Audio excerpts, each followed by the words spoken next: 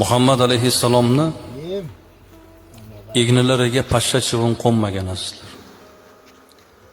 Rasululloh sallallohu alayhi vasallamni ko'rishlarida ko'zlarini qirini sarxati bo'lmagan.